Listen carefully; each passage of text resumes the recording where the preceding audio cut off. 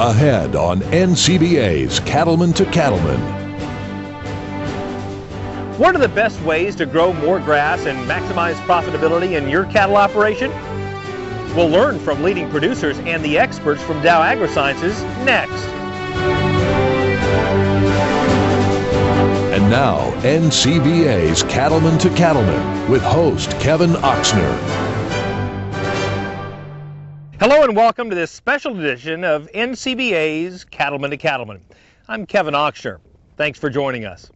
No matter what part of the country you raise cattle in, grass is an essential and low-cost feed source. With the current opportunity for cattle herd expansion in the U.S., success for most operations will be based on forages rather than on grain or other purchased feed. High-quality forage is a key resource for ranchers, and it's critical to an operation's profitability. So today, we're focusing on the key strategies that will work to improve your grass with expert insights from Dow AgroSciences and from leading producers, one from Iowa and one from right here in Texas. We're coming to you today from McFaddin Ranch here in Victoria, Texas. And I'm pleased to welcome our first two guests. With us we have Dave Owens, he's the portfolio marketing leader for Dow AgroSciences, and Bob McCann, immediate past president of NCBA and general manager of the McFaddin Ranch. Welcome to the show, gentlemen. And Bob, thank you for having us here on your ranch. Glad to have you. Well, tell folks just a little bit about the McFaddin Ranch and your cattle operation here in Victoria. Well, the ranch here was established by my great-great-grandfather in 1877, so I'm the fifth generation in my family to manage our cattle operation down here. And we run a purebred commercial Brayford herd, 3/4 Hereford and quarter Brahman cattle, and we also have a recreational hunting enterprise on most all the acreage here at the ranch. And we've been at it for a long time, and both operations kind of complement each other. You bet. Incredible history on this ranch. And Dave, you've been talking to ranchers all across the country over the last several weeks. What are you hearing as they look ahead to this grazing season? I hear a lot of excitement, Kevin, and ready to get going and get the cattle out and grazing on green grass for a while. We've had a fairly mild winter across some of the parts of the country, and we've got a lot of moisture in some areas where we haven't had a lot of moisture the last few years. So people are loving the prices, and they're really excited about getting the season started. You mentioned prices. Clearly there's a lot of incentive to grow the cow herd, but that's dependent on the quality of this forage, isn't it? Oh, absolutely. Forage is going to play a huge part. If you take a look at some of the census information that's coming in, when we had the little run-up of all the grain prices, we lost a lot of our temporary pasture production. And right now, we've got a little bit of an increase in permanent grass pastures, and that's what's really going to allow us to expand the herd. And Bob, what would you add? Why is managing range and forage so important to cattlemen like yourself? Well, I think you can get a good economic boost from using a lot of the products out here, and whether it's brush control or weed maintenance.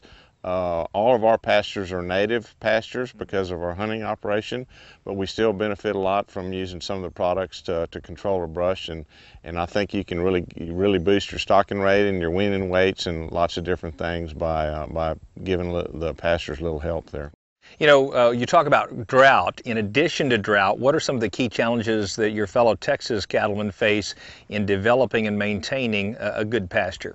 Well, we have, especially down in this part of the state, we have a very long growing season. It's almost year round. So you'll see a lot of brush encroachment, and is a big problem down here, and of course the weeds also. In the part of the state where you have a lot of improved grasses, you know, the cattlemen can benefit a lot from controlling their weeds out there. We use it mainly for brush control and maintenance down here, and we can kind of keep our pastures cleaner and have better productions. And Dave, maybe tell folks just a little bit about what Dow AgroSciences does to help people both maintain and improve their pastures. Sure, Kevin. We really primarily work in three different ways. First one is, of course, the most obvious. We have a lot of fine products out here to control some of the weeds and the brush. Second of all, we have some seed affiliates that we work with. Barenberg USA is one of them, Alpha Rex. Those folks bring a wonderful supply of really nice improved forages.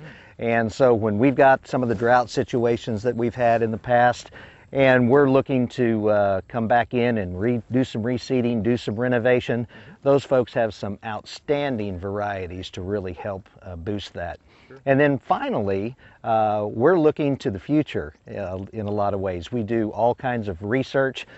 Some of our past research has been out here on the McFaddin Ranch, and we look to bring the new products out to the market to help new and emerging problems. Very good. Well, thank you guys for your comments, and we're going to have much more discussion about the best practices in range and pasture land management throughout today's program. But if you'd like more information about improving your forage, Dow AgroSciences, or any of our discussion topics today, a great resource is the website rangeandpasture.com. Still to come on this edition of NCBA's Cattleman to Cattleman, we'll talk with a beef producer from Iowa about pasture management in corn growing country. Plus, tips on a herbicide application and the most effective ways to control prickly pear and mesquite. Stay with us. We'll have more right after this. You're watching NCBA's Cattleman to Cattleman on RFD TV. This is yours. And so is what grows there. Not theirs or theirs, yours. You need this to fight this and this to grow more this. Because the more of this you feed them, the less this you spend on that, which leaves more of this here. Don't let them take this from you. Chaparral takes care of weeds and brush, and that's that. Overcoming adversity is part of the job, and loyalty isn't a word you just use, especially when everything is on the line. You've had good times and stood strong in leaner years. We've always been right there with you. Introducing the John Deere Livestock Loyalty Program. Special savings is our way of saying thanks for investing in John Deere.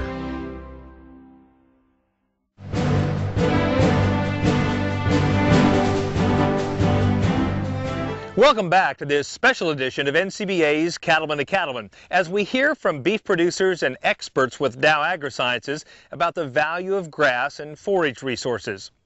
Joining us now is a cattleman from northwest Iowa, Greg Woods. Greg, as we were talking on the way out, looks a little different than back home in northwest Iowa, doesn't it? It sure does, Kevin. More than a little. It's interesting country. Never been down here before. It's very intriguing to me to see a different operation, and it's definitely different than northwest Iowa. I've got a few questions for you, but before we go any further, I want to give people just a closer look at your operation back home in Iowa. And Greg and his family were actually regional winners of the Environmental Stewardship Award back in 2013.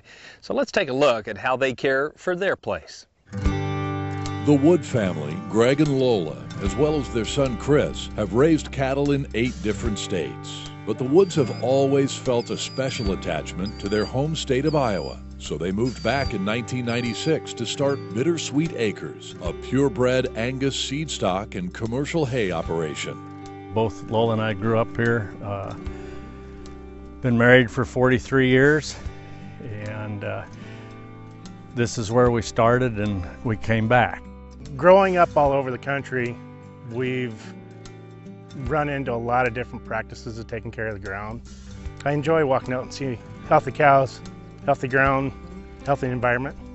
Bittersweet Acres is a rare sight in the rolling hills of the Hawkeye State. That's because the Woods made the decision to continue as a forage-based operation, despite increasing pressure to convert to row crops. We enjoy raising forage. I guess it's just been something that over the years it's a challenge to us to get a little bit more out of that, and it's just been a natural fit because with the way this row crop deal's gotten, it's pretty competitive in this part of the world, and we just decided to pick a little niche instead. The Wood family works hard to maintain the land and the cattle. They've implemented a grazing plan that provides an optimal balance of grass condition and carrying capacity while still meeting the herd's nutritional requirements. As a result, weaning weights have increased by 10 to 15% and carrying capacity by 25%. We raise cattle, but you have to raise grass first to raise these cattle so they can perform for you. The quality of the grass on these pastures has substantially increased just by looking at it, because these hillsides 10-15 years ago weren't growing what we have now. The Wood family knows the stewardship practices they implement today will ensure Bittersweet Acres is around for many generations to come.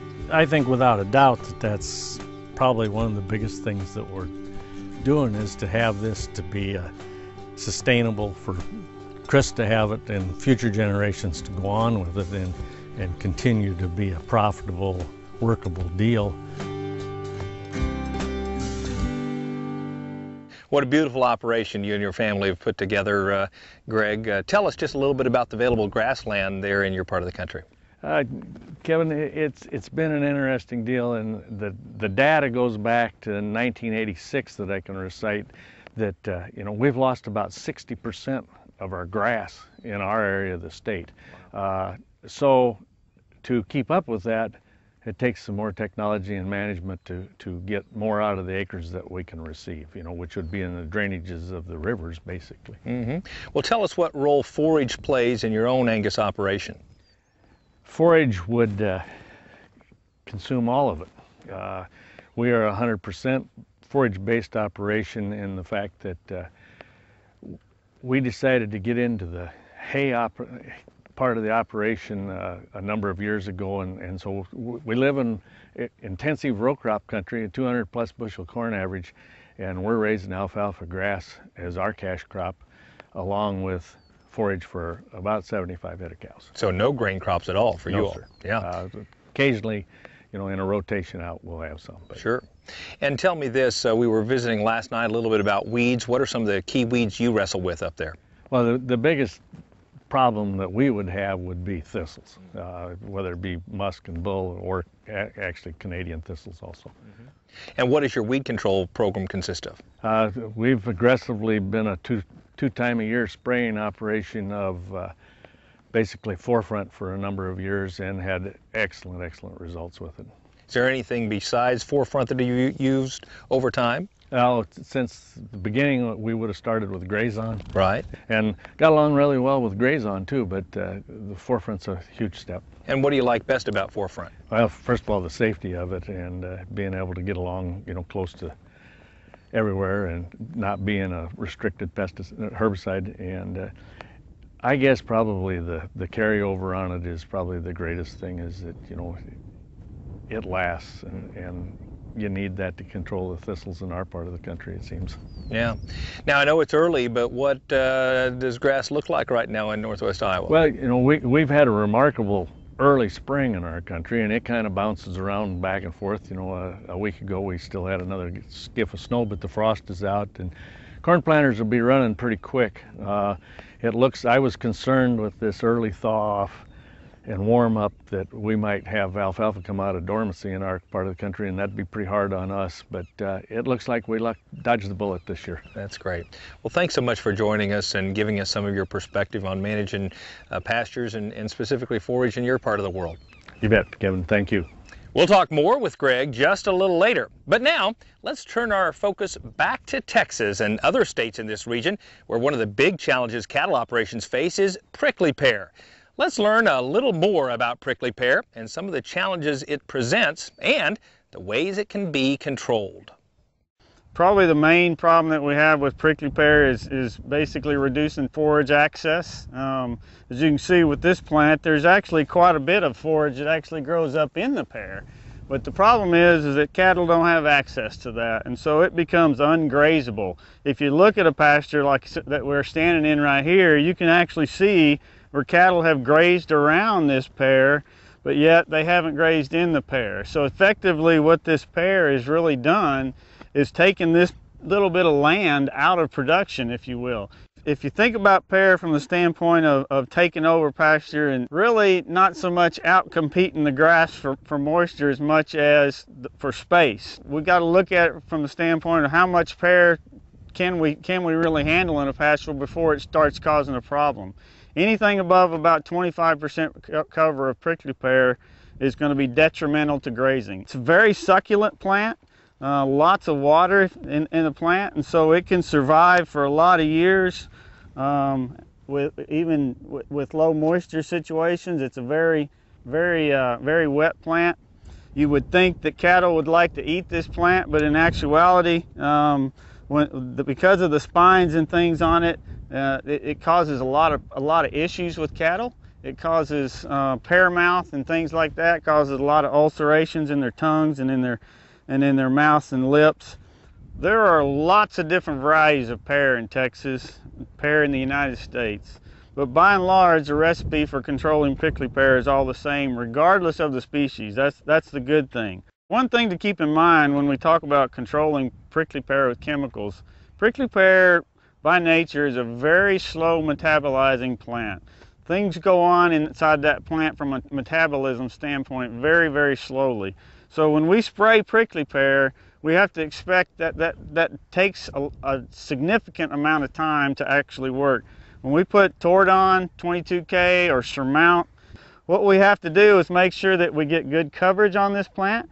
We have to use some good surfactants to get through that pad, and make sure that when you're spraying the pad, especially from the ground with a hand sprayer, do what you can to spray both sides of that pad and not just spray one side of the plant. The more herbicide coverage that you can get on that plant, the more we get through that thick, heavy wax cuticle, and the better control that we get of the plant. It's not so much that we can't control prickly pear in dry weather, it just takes longer. That's when it takes that 2 to 3 years to get to full kill. If we've got good wet moisture conditions, everything's green like we see here in this place, at this place today, it's a lot faster control. We can a lot of times see activity going on in 2 to 3 months and good control in 1 to 2 years instead of 2 to 3 years. So moisture is extremely important. As you saw, Charlie Hart is a range and pasture development specialist with Dow AgroSciences. And Charlie, thanks for spending a little time with us today. You bet, Kevin. You know, in addition to managing prickly pear, as cattlemen begin trying to find ways to expand the cow herd, what else should they be considering in improving the quality of their forages? All right, Kevin, as we talked about with the prickly pear, one of the things that causes problems with is access to forage. Okay, from a brush control standpoint, that can be a big problem. We get thick, heavy brush, whether that be prickly pear, briars, or buckbrush, or any of the types of species that are around that limit access to forage. So brush control can help really get more access to forage. But another part of that are weeds and species that compete for moisture with forages. So anytime we can take moisture away from undesirable plants and give it to desirable plants, and we can produce more grazable forage for our livestock. Well, speaking of moisture, clearly Texas has been through several years of drought, but as we can see, starting 2015, very different. What does adequate moisture mean in terms of both weed species that you have to deal with as well as the grass itself? That's a great question, and a question we get asked a lot, Kevin. And the answer is really that you know, our pastures are kind of in bad shape, if you will, from coming out of such a severe drought, especially down here. Mother Nature threw us a pretty hard curveball, and when we come out of a drought and we start getting moisture, some of those mobile type annuals, the weedy type annuals, are the first things to come back, and they're there again, like we talked about, competing for that moisture. And if we don't control those weeds, then that moisture that could be going back to growing grass and recovery of our grass is going to the weed crop. And that, from a cattleman's standpoint, is really worthless. We need to put that moisture back into the grass production, let those grasses recover. Coming out of a drought is an extremely critical time for us, because we've got to get not only the production back, but the vigor of those grasses. That's our forage base. That's what we make our money on. So talk to us, whether as a rancher in Texas or some other part of the country, what advice would you give folks that want to expand their herds and use forage to do it? Well, in terms of coming out of this drought with the prices the way they are, obviously everybody's wanting to put more cattle out and bring more cattle and increase their herd size. The thing that I would caution people is, number one, make sure your pastures are ready for it. The worst thing we can do coming out of a drought is restock too early and bring in cattle that are going to make it just go backwards again, if you will, and not be able to recover our pastures. So make sure that your pastures are ready. And one of the things, or a few of the things you can do to help make sure they're ready is to control some of the unwanted brush species, control some of the unwanted weed species, make more grazable acres available for those grazing animals. A lot of our brush control strategies help us do that. They make land that was not accessible to cattle for grazing accessible by removing those species. Thanks, Charlie, for your perspective. We'll be talking to you just a little later as well. Yeah, thank you, Kevin. We'll have more with Charlie Hart just a little bit later. And still ahead on NCBA's Cattleman to Cattleman, we'll talk about some of the tools you can use to battle mesquite. And we'll give you a hands-on demonstration of the value of an ATV spray rig. Stay with us. We'll have more right after this.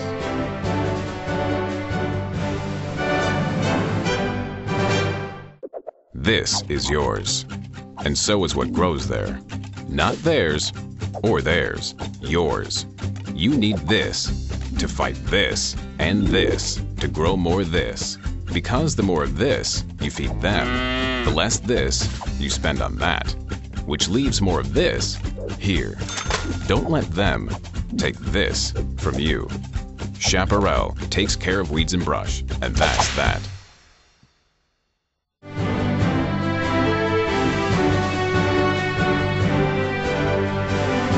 Today, we're focusing on ways to improve the use of forage in a cattle operation. Before the break, we talked about prickly pear. Now, let's focus on another big challenge across Texas and the Southwest, and that is mesquite, a plant that can rapidly take over a landscape. Let's take a look at some of the newer tools ranchers are using to control mesquite. Mesquite is very hard to control, mainly because it's such a prolific resprouter from the crown of that plant, the base of that plant. We can actually go in and top kill mesquite by cutting it off, mowing it, shredding it, fire or anything else, and not kill that plant. People have traditionally done brush sculpting with mechanical treatments, where you take a bulldozer out there or some other big piece of heavy equipment and clear lanes, either uprooting plants or knocking them over. The problem with that is typically, unless you're pulling the plant out by the root system, you typically get the resprouting that occurs. And so all of that investment, maybe sometimes $300, $400 an acre, all of that investment goes by the wayside in 5-10 years because of the resprouting. And then you're looking at a resprouting forest of mesquite that's even worse than you had it before. Sendero can do that for a much cheaper cost, and the other nice thing about it is that you've root killed most of those mesquite in there, and so they're not going to resprout, and so the longevity of keeping that area open is much, much longer, 30, 40 years. Our experience with Sendero has been very good. We've been very happy with the results we've received using Sendero on our mesquite. We've been able to reduce our mesquite population, our canopy cover, significantly. Sendero, in conjunction with other management tools, have really helped us. We incorporate that diversity and increase the diversity across the ranch. Sendero can be applied in a multitude of ways. Mainly, we put it out with an airplane as an aerial application in a low volume type situation. We'll do what we call individual plant treatment, backpack type sprayers, or UTV or ATV type sprayers where we spray individual plants. We can spray the foliage with Sendero and do a very good job with a little wider window of application. It's very good about not drifting And so you can be very exacting as to where you want to spray Sendero. So if you want to have a 30-acre area of open land that is currently infested by mesquite, but you would like to convert that more to an open grassland, or maybe a grassland that has some of the better shrubs in it for forage value, Sendero can be used for that. But you may want an area right next to that that you still want to keep as a dense patch of mesquite or some other brush species for wildlife habitat. So the nice thing about a product like Sendero is that it allows you to do that. You can do that brush sculpting in a very exact manner. And joining us once again are Charlie Hart and Dave Owens with Dow AgroSciences, as well as Bob McCann with the McFaddin Ranch here in Victoria, Texas. Charlie, we've talked a lot about both prickly pear and mesquite. I guess I'd be interested, what's the difference in the impact both those species have on range and, more importantly, how we control them? There are some fundamental differences between them that are kind of interesting. With prickly pear, not only are we reducing the amount of forage that we have available to livestock from a production standpoint and competing for moisture, but also for space. The area that a prickly pear takes over in the land it actually becomes ungrazable to livestock, and so the access to that forage is not there. The good thing about that is when you do control prickly pear, the response to that forage coming back is very quick. So the return on your investment is quite quick in terms of after you've done that control. Mesquite, on the other hand, really changes composition more than it does anything else. It does reduce production somewhat because those roots are competing for moisture with the grasses. But more than anything else, it changes the composition of grasses to lower production grasses that don't have as much productivity for us from a livestock standpoint. So by controlling mesquite, we allow those grasses, those more desirable grasses, to come back in. They're not shaded out anymore. They require sunlight, and that helps us from the standpoint of grazing capacity on our lands.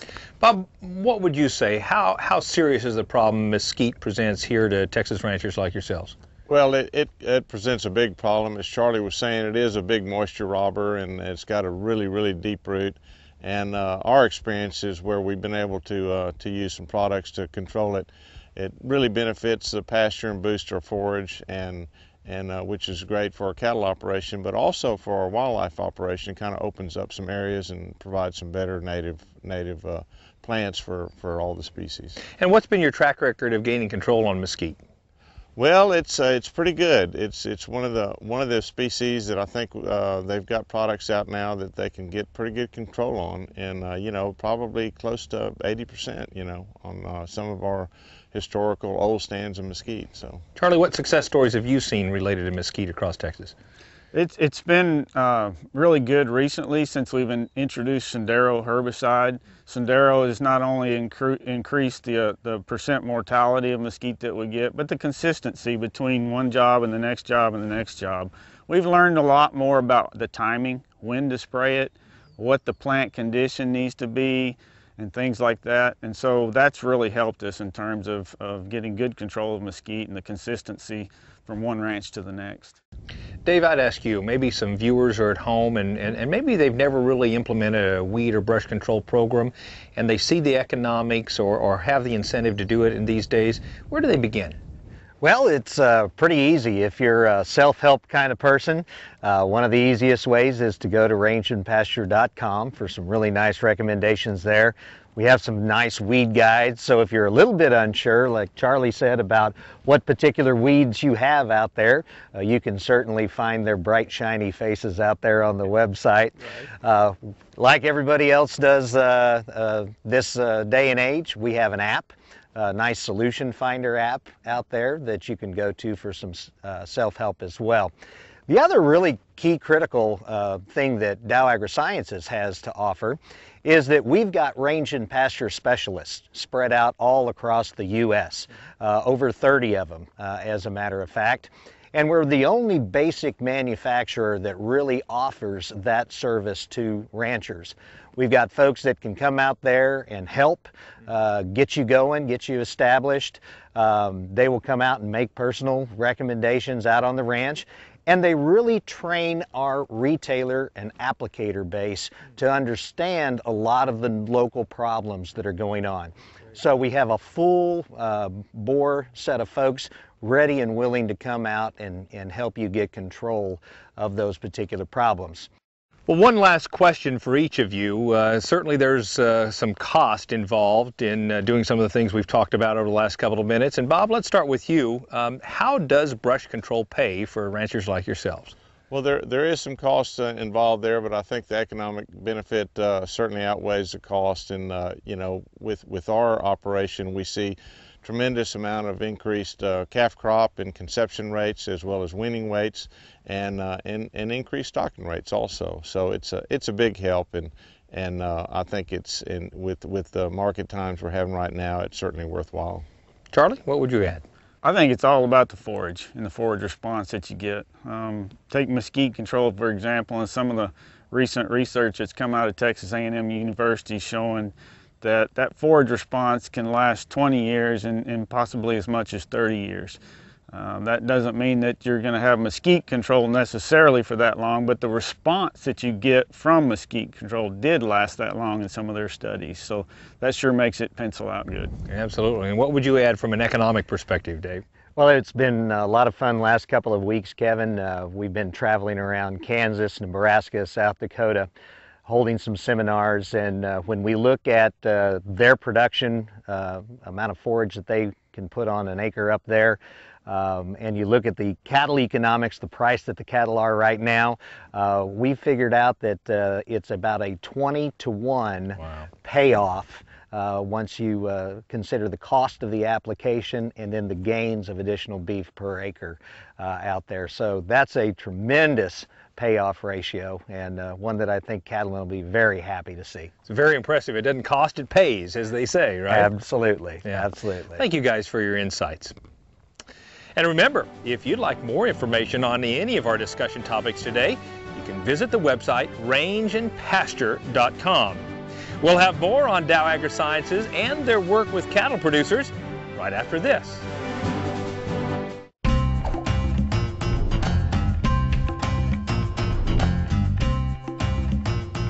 Sure, cattle bring in the profits, but Case IH equipment helps you do everything else. Say this is a calf that's been run through the chute a few too many times. Going through the chute stresses cattle, causing them not to eat like they should. Luckily, Pyramid 5 plus Pre-Sponse SQ provides proven protection against key respiratory diseases in a single shot, with just one trip through the chute. Talk to your veterinarian about Pyramid 5 plus Pre-Sponse SQ, and soon your calves will relax and eat like a whole different animal.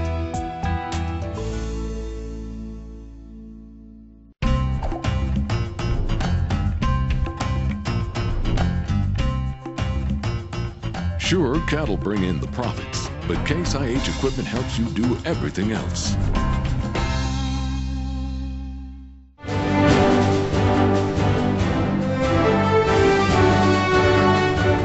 Welcome back. Once again, we have our two cattlemen with us, Bob McCann of right here in Texas and Greg Wood from Iowa. Greg, in a typical year, you can grow plenty of forage up in your country. Tell us what the stocking rate is. Well, we try to stay in that 2 acres to a pear range. As things go along and we've improved our management a little bit, it's become pretty easy. Some years, like last year with all the adequate moisture, we could get below that even, into that maybe 1.5 acres. You got to work at it to get it done, but it's achievable. You bet. And Bob, what are some of the key hurdles that you guys face down here in Texas in terms of your forage production? Well, the brush encroachment is probably our big deal down here, and certainly coming out of a drought, you know, it's always going to be worse. But if you let it get away from you, you're going to lose a lot of stocking rate there. And if you kind of stay on top of it and use some good products and for control, you can really boost your stocking rate there. So I want to talk a little bit about those products. What are some of the newer products that you've had some experience with? Well, we've used the Sendero product on Mesquite and had really good luck with that. Of course, we've used a lot of the weed maintenance products, and we graze on next and things, and we see really good residual effect from a lot of these products. And the other benefit we get from using a lot of the Dow products is the technical assistance we get from a lot of their regional people around the state. So they're a big help to our operation. Greg, you shared a few moments ago some of your favorite products. Elaborate a bit. Well, you know, we've come to be wholehearted believers in Forefront, and it's the residual of it and the safety of it it's phenomenal. I mean, we've really made huge gains in the thistle populations in our area. And you're a past regional winner of the Environmental Stewardship Award program, a program I know you're deeply committed to. Why is your family so committed to improving the land and the resources you've been given? Well, I think as an awful lot of people feel, you know, we want to make it a little better than when we got it, and that's been a big goal of ours in achieving to be able to run a few more cattle. You know, we're in the business of forage and raising beef from forage, and so we believe very deeply that we need to take care of it and make it better than when we got it. Sure. Bob, both as president of NCBA and just as a personal rancher, I know you're very committed to the Environmental Stewardship Award program. Tell us a bit about that commitment, both from your perspective as well as NCBA's. Sure. I think it's very important that we showcase our environmental stewards at the association, and you know, it's a really key thing that we're able to get that message out to our consuming public about what all the good things that ranchers and landowners are doing for the environment out there. And these guys, these environmental stewards, they're kind of the poster childs of that whole scenario. And it's been a great program for us in the past, and we will continue with it. I feel that the NCBA ESAP program is the premier program in the country for sure. And so I think there's been a lot of good things, and there's lots of hopefully be more improvements in the future. I think so. Both of you ranch in different parts of the country with different weather conditions, different weed species, but I can sense that deep commitment to growing grass. And I've heard other people say, you know, we don't grow cattle, we grow grass, so we're grass farmers first. Why is it that successful ranchers are so committed and focused on improving their grass and their forages? Bob? Well, when we get this native country, and all of our properties are native range, and when we get it in that really high, good range condition, that's when we get the best benefit, the most production from our livestock. And also our wildlife species benefit tremendously, and it's a very important program for us, our recreational hunting program, but also just to take care of the species that are out here on the land. And it's amazing to see when you get that range condition up there where it's supposed to be, how much benefits you get. Greg, what would you tell other people about being a grass farmer? Well, I think the same thing. You know, first of all, we need to take care of it and make it better than when we got it, and to do that, you know, increases production. As I said earlier, we're grass farmers, so you know we got to get everything that we can. I think that as a steward, all of us, we need to get out and tell the people what we're doing and show them, and I'm more than happy to have anybody come and look, because we try to do it right anyway, and it just, we got to make it better, because there aren't getting to be any more acres. They're not making more acres in this world. That's true, absolutely. Well, thank you both for your insights. We appreciate it. You can learn more about the Environmental Stewardship Award program by visiting the website environmentalstewardship.org. And to find out more about other topics related to weed control and forage management, another great website is rangeandpasture.com. Don't go away. We'll get some tips on using an ATV to spray weeds right after this. There are many great reasons to join NCBA, and that includes exclusive NCBA member discounts and benefits from some outstanding companies. Hi, this is Kerry Bastine, President of Roper Apparel and Footwear, Stetson Apparel Boots, and Tin Hall. We are very proud sponsors of the NCBA, and for all new members signing up with the NCBA, you get 50% off your first purchase, and for all Go Forward members, you get 25% off 4 times a year. Go to urbanwesternwear.com, click on the NCBA specials, Use your coupon code for your first 50% off, and come back to Urban Western Wear all year long and use your 25% coupons that you'll find in the National Cattlemen's newspaper. Big discounts on boots, clothing, and Western apparel is just one of the many amazing deals you get as an NCBA member. Don't miss out. Join NCBA today and enjoy these exclusive member discounts. Find out more at beefusa.org.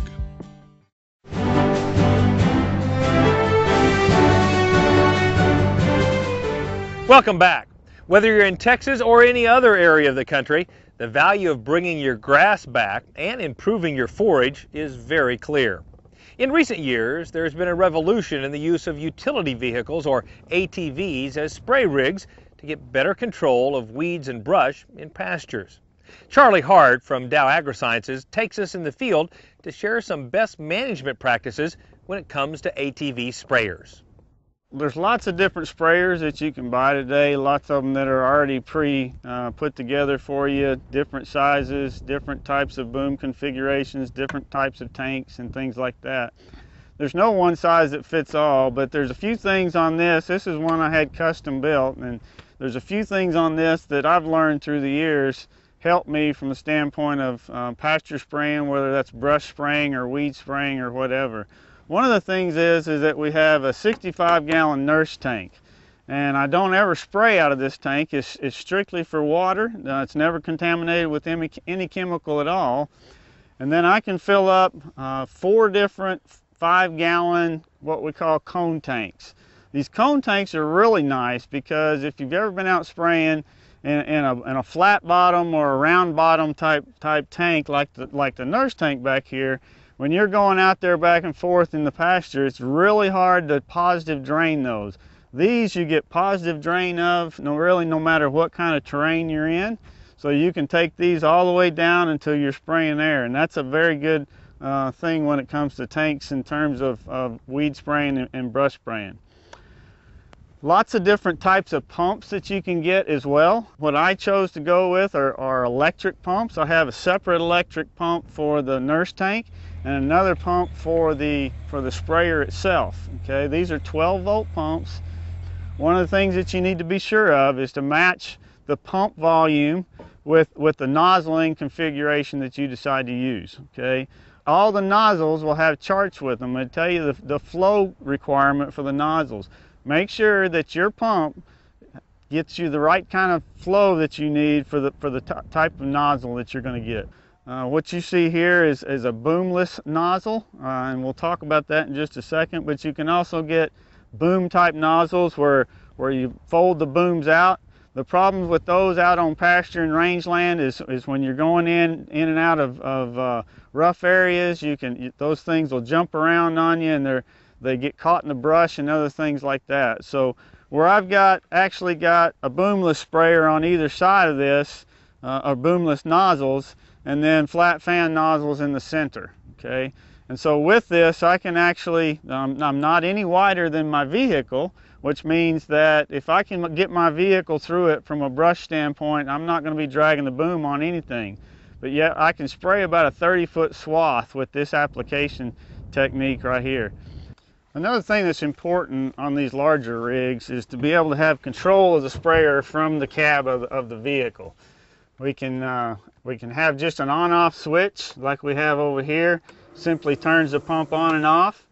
And then we can have controllers here that actually shows you your boom pressure, and you're able to turn on and off different parts of the boom. Nozzles also have to have a specific height above their target. And again, as you look at the nozzle and you look at those manufacturer's specification, it'll tell you how high above your target that you need to be. So one of the things that really is helpful is to have a boom that is adjustable, so that if I'm going out and spraying weeds that are short, not very tall, I can actually drop this boom down, level it out, and spray lower to the ground. Or like we're going to try to do today, I can bring this up higher and get it above prickly pear plants and spray prickly pear as well. Another good aspect of a sprayer is to have a good handheld wand on it as well. There's lots of different types of nozzles and lots of different types of hand wands that you can use and you can get. But in general, just having a good size hose on it, actually you can get one that has a reel on it if you want to invest in that, and go up to about 25, 30 feet long of hose as well. But this allows you to do spot spraying. As we think about controlling weeds and brush in our pasture and do-it-yourself type of applications, and it's a way that we can get out and actually control mesquite, prickly pear, weeds, or whatever in our pastures, and help us grow more grass, help us grow more forage for our cattle, as well as improve the condition of our rangeland for wildlife. Thanks so much, Charlie. That's great advice that many of us can use. Still ahead, we'll have more on improving your forage, and next, we'll hear from the cowboy poet himself, Baxter Black, coming up right after this. Saddle up and make your way to Denver, Colorado for the 2015 Cattle Industry Summer Conference. This is your chance to meet with industry leadership and your fellow cattlemen and women to stay up to date on beef industry trends and policies. Registered attendees will also have access to hot topics at the Issues Forums. Mark your calendar for the 2015 Cattle Industry Summer Conference, July 15th through 18th in Denver, Colorado. Find out more at beefusa.org. Every truck can tow a boat. Every truck can climb a hill. Every truck can haul a trailer. But not everyone can say they're the fastest growing truck brand in America.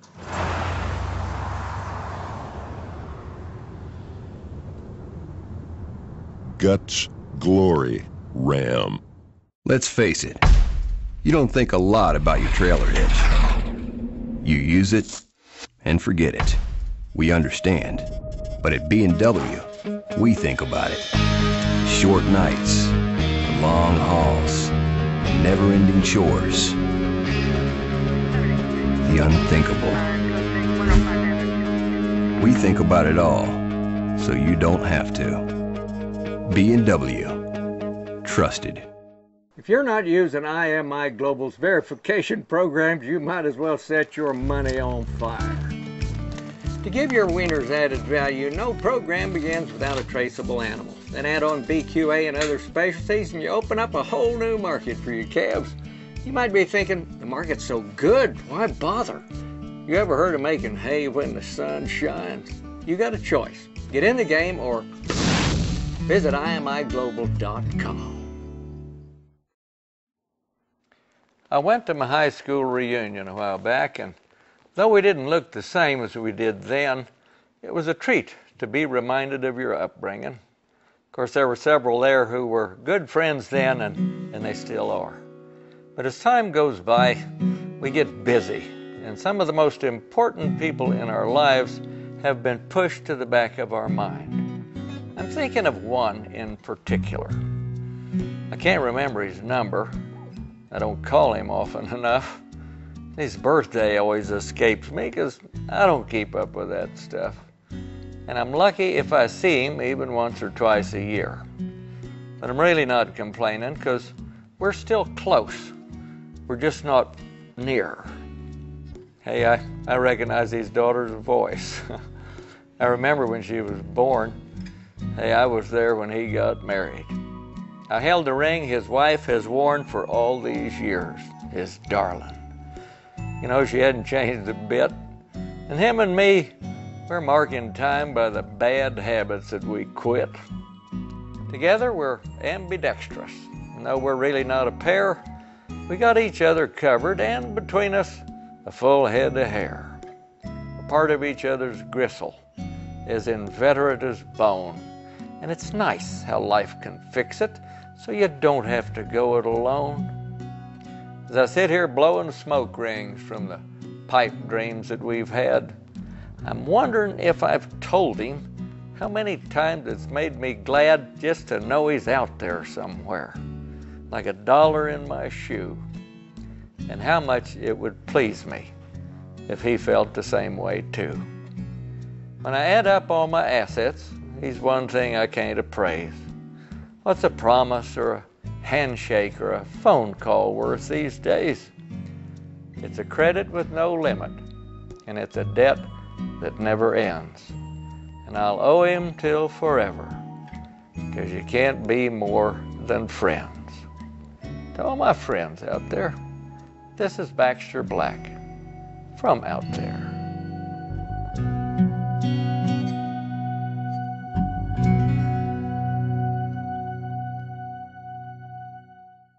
Thanks, Baxter. We always enjoy our visits with you. And we'll be back right after this. This is yours, and so is what grows there. Not theirs or theirs, yours. You need this to fight this and this to grow more this. Because the more of this you feed them, the less this you spend on that, which leaves more of this here. Don't let them take this from you. Chaparral takes care of weeds and brush, and that's that.